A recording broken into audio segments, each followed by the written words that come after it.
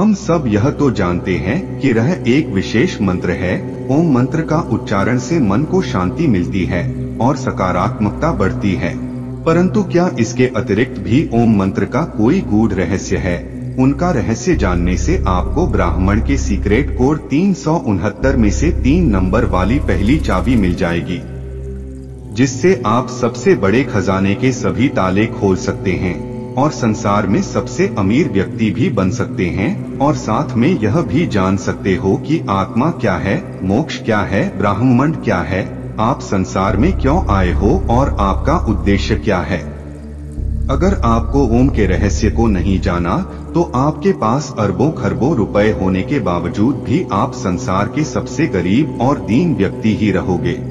ओम मंत्र का यह रहस्य आप वेदों और उपनिषदों से प्राप्त कर सकते हो, लेकिन हो सकता है आपके पास इतना समय नहीं है कि आप बड़े बड़े वेद पुराणों का अध्ययन कर सको। तो आपको हमारी इस प्रस्तुति को अंत तक एकाग्रचित्त होकर ध्यान से सुनाना है ताकि आप समझ सके। ओम सनातन धर्म का प्रतीक है और यह शिव का भी प्रतीक है। यह एक ऐसी ध्वनि या मंत्र है जो अनगिनत रहस्य को अपने अंदर समेटे हुए हैं। और अमेरिका की ऑक्सफोर्ड यूनिवर्सिटी में डायरेक्टर रह चुके पीटर रसेल इस मंत्र पर गहन अध्ययन कर रहे हैं और उन्होंने इसे =mc² के समकक्ष बताया है। और वो कहते हैं कि यह सूत्र चेतना की अभिव्यक्ति को दर्शाता है। ओम ब्रह्मांड की एक ऐसी ऊर्जा है जिससे यह ब्रह्मांड बना है। बहुत सारे देशों में अलग अलग जगह पर रिसर्च चल रहा है कि ओम की ध्वनि का हमारे शरीर पर क्या असर पड़ता है। इस रिसर्च में जब अलग अलग ध्वनि को ऊंची आवाज में बजाया जाता है तो हर ध्वनि का असर शांत पड़े पानी पर अलग अलग पड़ता नजर आता है, लेकिन ओम की ध्वनि का असर पानी पर सबसे अलग पड़ता है। रिसर्च करने वाले खुद हैरान थे कि ओम की ध्वनि के बजने पर पानी पर ऐसी आकृति बनती है जैसे कि सनातन धर्म में बताए गए श्री यंत्र की आकृति होती है। ओम के सिवा कोई ध्वनि ऐसी आकृति नहीं बनाती थी। रिसर्चर्स ने बताया कि ओम की ध्वनि बहुमूल्य ज्ञान का खजाना है और जब प्राचीन काल में एक सन्यासी को लगा कि गुप्त मंत्र से बड़े बड़े खजाने के ताले तोड़े जा सकते हैं तो यह सन्यासी गुप्त मंत्र की तलाश में एक बड़े आश्रम में जाता है। वहाँ के आचार्य से कहता है, आप मुझे मूल्यवान गुप्त मंत्र दीजिए। तो आचार्य ने कहा कि मैं तुम्हें गुप्त मंत्र तो दूंगा, लेकिन तुम्हें सालों तक यहाँ रहकर सेवा करनी होगी। सन्यासी ने सेवा करते करते सालों बिता दिए।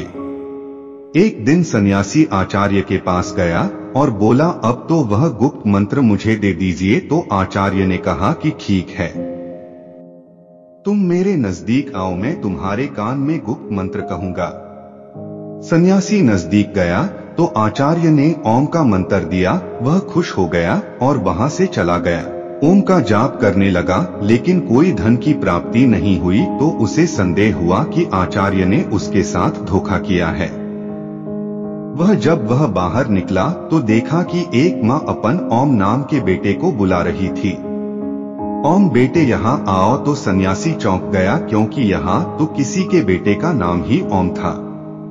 जब वह और आगे गया तो कुछ ब्राह्मणों को देखा जो हरि ओम बोल रहे थे। उसने अनुमान लगाया कि यहाँ हर जगह ओम बोला जा रहा है।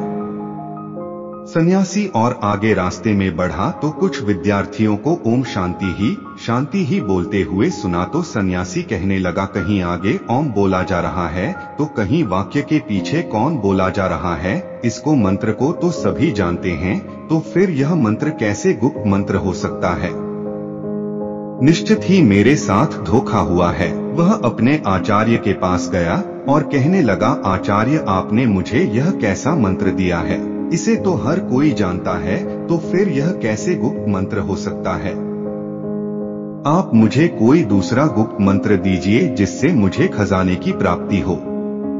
आचार्य बोले, ठीक है, मैं तुम्हें दूसरा मंत्र दूंगा, लेकिन तुम्हें पहले मेरा एक काम करना होगा। आचार्य भीतर जाकर एक पत्थर लेकर आए और सन्यासी से बोले, यह लो सन्यासी, इसे बाजार में ले जाओ और इसका मूल्य जानकार आओ, और याद रहे इस पत्थर को बेचना नहीं है। सन्यासी पत्थर को लेकर बाजार में गया और सब्जी वाले को दिखाया। सब्जी वाला बोला, यह तो मेरे बाट के बराबर है, मैं उसके बदले में तुम्हें फिर सब्जी के सिवा कुछ नहीं दे सकता। उसके बाद फिर कपड़े वाले के पास गया तो कपड़े वाला बोला, क्या हम पागल हैं जो पत्थर बेचकर हमें ठगना चाहते हो? चलो चलो यहाँ से। सन्यासी पत्थर को लेकर पूरे बाजार में फिरता रहा, लेकिन किसी ने उसका मूल्य नहीं बताया और किसी ने उसको मुफ्त में भी नहीं लेना चाहा। फिर सन्यासी उस पत्थर को लेकर एक जौहरी की दुकान पर गया। जौहरी ने उस पत्थर को देखा और बोला, कहाँ से मिला तुम्हें इतना कीमती पत्थर? यह तो बहुत ही मूल्यवान रत्न है। मेरे पास तो इतना धन ही नहीं है कि मैं यह रत्न खरीद सकूं और पूरे राज्य में शायद ही कोई ऐसा होगा जो इसे खरीद सकेगा। सन्यासी उस पत्थर को लेकर अपने आचार्य के पास वापस आया और आचार्य ने सन्यासी को बताया कि सिर्फ जौहरी ही इसे मूल्यवान बता रहा था और दूसरों के लिए यह एक पत्थर मात्र था। आपको पता था कि यह पत्थर नहीं लेकिन कीमती रत्न है, तो फिर मुझे इसका मूल्य जानने के लिए बाजार में क्यों भेजा? तो आचार्य कहने लगे कि ताकि तुम ओम का मूल्य जान सको। जैसे इस पत्थर का मूल्य हर कोई नहीं जान सका, यानी इसका मूल्य गुप्त है, हर कोई नहीं बता सकता, केवल पारखी आंखें ही पहचान सकती है। यह पत्थर नहीं एक रतन है। इस तरह जो लोग ओम मूल्य जानते हैं वह समृद्ध हो जाते हैं। अब तुम ध्यान से सुनो, मैं तुम्हें ओम का विस्तार पूर्वक रहस्य समझाता हूँ। देवताओं के सेनापति भगवान कार्तिकेय ने भगवान शिव को ओम का जो अर्थ बताया है वह मैं तुम्हें बताता हूँ। ओम एक ऐसी प्राकृतिक ध्वनि है जो बिना किसी टकराव से उत्पन्न होती है, जिसे तुम अक्षर, शब्द, ध्वनि या नाद भी कह सकते हो। ओम में 3 ध्वनियां हैं, जिसे मात्रा कहा जाता है। वह है अध्वनि, उध्वनि और मध्वनि। जब अध्वनि धन उध्वनि मिलती हैं, तो बनाती है ओध्वनि। जब ओम तीनों ध्वनियों में मिल जाता है तो ओम बन जाता है। तीनों ध्वनियों से ही समस्त विश्व की सभी भाषाएं और बोलियां बनती है और गूंगा भी ये सब ध्वनि धु बोल सकता है। आपकी भाषा कोई भी हो, लेकिन जब आप उच्चारण के लिए मुंह खोलते हैं तो सबसे पहले आकार की ध्वनि ही निकलती है, और जब तुम उच्चारण के अनंतर मुंह बंद करते हो तो म ओंकार की ध्वनि निकलती है, और जब तुम होठों को पास लाकर आधा खुला और आधा बंद रखते हो तब भी ओंकार की ध्वनि सुनाई पड़ती है। इसीलिए सभी भाषाओं की सभी ध्वनियां फिर वह स्वर व व्यंजन ओंकार के अंतर्गत ही आती हैं। इसलिए ओम विशिष्ट वैश्विक ध्वनि है। ओम ईश्वर का प्रतीक भी है। मांडूक्योपनिषद के अनुसार जगत की उत्पत्ति और लय प्रतीक है को दर्शाती है। अध्वनि सर्जन को दर्शाती है। उध्वनि संसारिक प्रपंच को दर्शाती है। मलय को दर्शाती है। आत्मा की 3 अवस्थाओं को भी दर्शाती है। पहली स्थिति है जागृत अवस्था। इस अवस्था में जीवात्मा अपने स्थूल अंगों और इंद्रियों से भोगों को भोगता है। दूसरी स्थिति है सवपन अवस्था। इस अवस्था में जागृत होकर में अपने मन के द्वारा भोगे हुए अनुभव की अनुभूति करता है। तीसरी अवस्था है सुषुप्ति। इस स्थिति में जीवात्मा आनंदमय ज्ञान स्वरूप हो जाती है और ज्ञान से परमानंद को प्राप्त करती है। और इन तीनों अवस्था के बाद आत्मा ब्रह्मा लीन हो जाती है। इस अवस्था में आने के बाद आत्मा अद्वैत शिव ही शिव रह जाती है। अब उसे जीव जगत और भ्रम के भेद का प्रपंच नहीं रहता और उसे अनहद नाद गूंज सुनाई देता है।